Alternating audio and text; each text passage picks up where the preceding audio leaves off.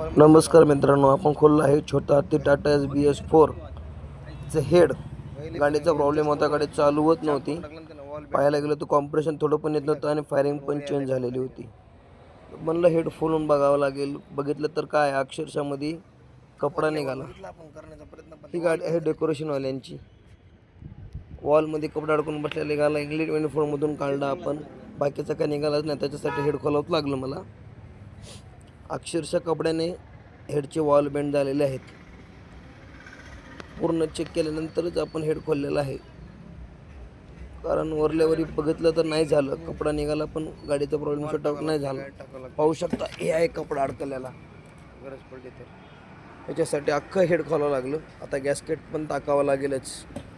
ही गॅसकेट पूर्णपणे बरी होती, पण आता काय टाकल्याशिवाय पर्यायच नाही.